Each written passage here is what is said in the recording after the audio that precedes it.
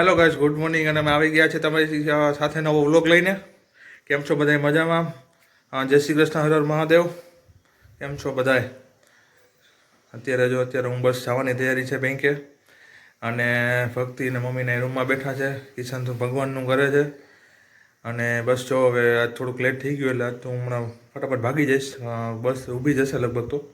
પાછું જાવે પોરબંદરવાળી બસમાં જ. બોલો, ડેલી પોરબંદર આમ જવાનું ભચાપ જ હોય, ખાલી પોરબંદરની બસ છે. ના, પોરબંદર તો ન પૂગું હું. એ તો ડિસ્ટન્સ ઘણો એટલે પોરબંદર પૂગી જાવ. હું યાર પાછો આવતો ને એમને કહે પોરબંદર પૂગી ગયો છે. સારું, ચાલો તો મળીએ પાછા. હેલો ફેમિલી, તો અત્યારે વાગી ગયા છે 9 અને શું કહે કે અમે નાસ્તો પણ કરી લીધો અને જઈને કિશન તો હમણાં જ ગયા તમે જોઈ શકતા હશો. અત્યારે સવારની લાઇટ પણ વહી ગઈ છે અને શું કહેવાય કે ક્યારે આવે કંઈ નક્કી નથી હજી. અને અત્યારે હવે મારે ઘણું બધું કામ પેન્ડિંગ છે, હવે કરવાનું છે, કારણ કે થોડાક જ દિવસ છે. તો અહીંયા અત્યારે મેં બધા કપડાં અને એવું બધું કાઢીને કબાટને ખોલી નાખ્યું. હવે બધું પેક કરીને મૂકી દઈશ અને અહીંયા બધું ચોખ્ખું કરવાનું છે. તો લાઇટ પણ નથી હવે, સોરી, ગરમી પણ એવી છે, જોઈએ હવે શું થાય. વરસાદ જેવું તો થઈ જાય પણ વરસાદ આવતો નથી. કાલે રાત્રે પણ એવું જ હતું. કાલે રાત્રે લાઇટ ગઈ હતી પણ પરંતુ થોડીક વારમાં આવી ગઈ હતી. પણ આજે તો સવારની ગઈ છે 6:30-7 વાગ્યાની, પણ હજી આવી નથી. હવે જોઈએ શું થાય. તો અહીંયા અત્યારે મારું જે કામ છે, મારા બેગને બધું કાઢવાનું છે, તો એ ફટાફટ કાઢી લઉં અને કામ બધું પતાવી દઉં, પછી મળીએ. હેલો ફેમિલી, તો વાગી ગયા છે 11:15 અને શું કહેવાય કે મસ્ત બધું કામ થઈ ગયું અને હવે કરવાની છે રસોઈ. અને લાઇટ પણ આવી ગઈ છે અને શું કહેવાય કે બેગને બધું રેડી થઈ ગયું અને બાકી બધું મૂકી દીધું છે. અને હવે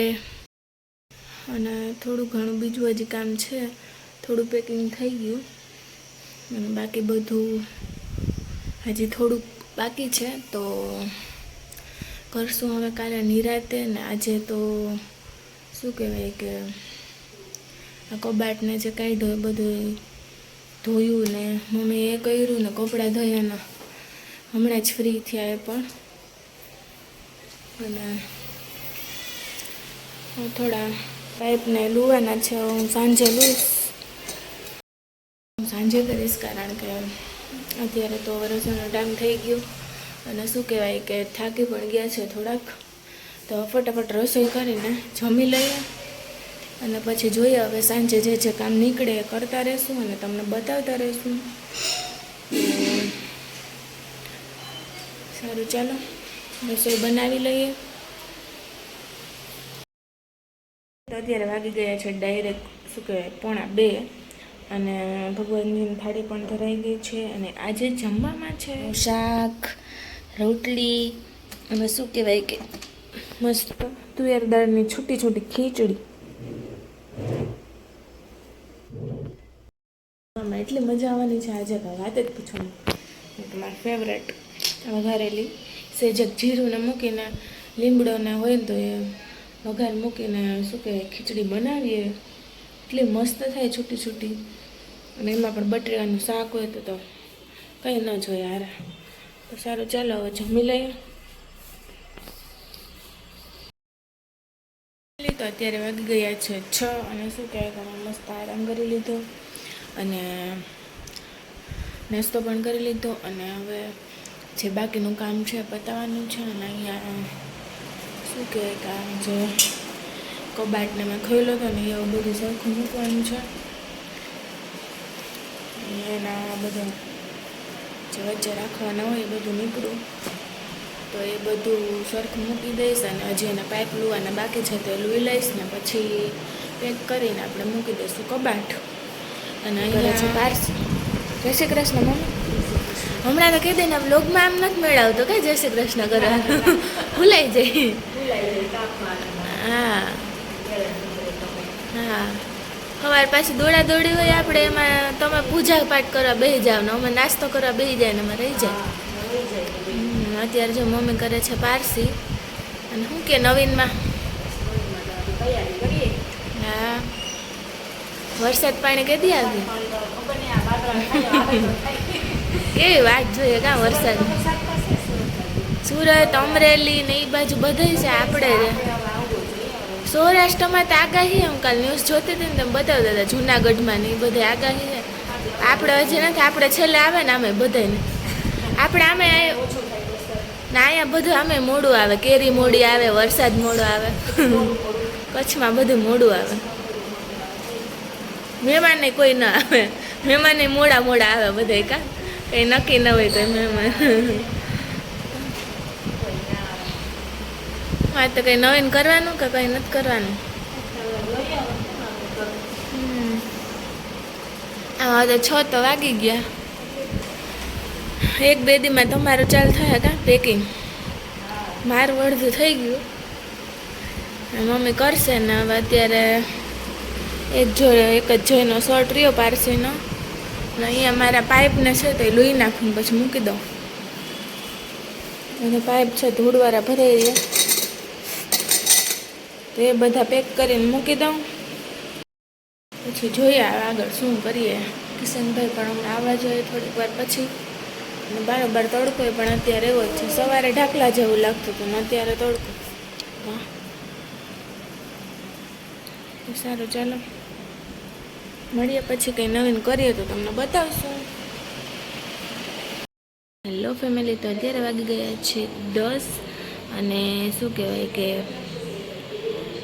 અમે જમી લીધું અને જમવામાં એટલી મજા આવી ગયા છે ભાખરી ને ચા ને મેં કડક કડક ભાખરી ને એના ઉપર ઘી ને અને સાથે ચા તો મજા જ આવી જાય તો 2 ટાઈમ મજા આવી જમવાની અને જમી પણ લીધું અને હવે કામ કરીને ફ્રી થઈ ગયા અને હું અત્યારે બેઠી છું રૂમમાં કારણ કે અહીંયાથી બારીએથી એટલો મસ્ત ઠંડો પવન આવે ને ચોપાટી ભૂલાવી દેવો પવન આવે એટલે હું અહીંયા બેઠી છું અને મારું થોડું કામ છે ગાયત્રી મંત્ર અને અત્યારે ફ્રી છું તો એ લખું છું ને શું કહેવાય કે જોઈને કિશનભાઈને લોકો મૂવી જોવે અને મમ્મી નાની સાથે વાત કરે છે અને બસ આવું કંઈક છે તો હમણાં બધાએ ફ્રી થઈ જાય પછી અહીં બેસશું થોડીક વાર કદાચ અને વાતોચીતો કરશું પ્લાનિંગ કરશું કંઈક અને તો હવે શું કહેવાય કે આજ માટે તો આટલું જ હતું તો અહીંયા હું વિડીયોનો એન્ડ કરી દઉં છું કાલે મળીએ નવા બ્લોગની સાથે તો જોતા રહેજો અમારા બ્લોગ જયતી મોઢા એન્ડ ફેમિલી ઉપર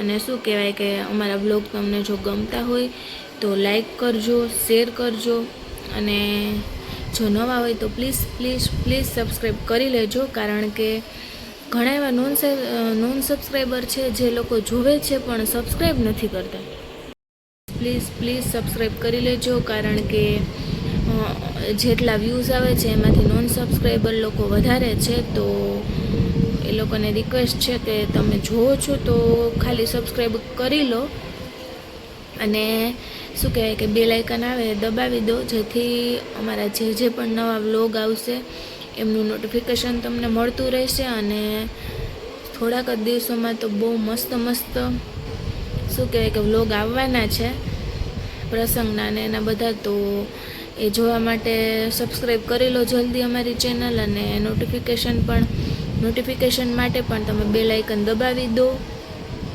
અને અમારા વિડીયોની રાહ જોજો અને જો આ વિડીયો ગમ્યો હોય તો લાઈક શેર એન્ડ કમેન્ટ કરજો અને બસ તો આજ માટે એટલું મળીએ કાલે નવા બ્લોગની સાથે બધાને મારા જય Shri Krishna and good night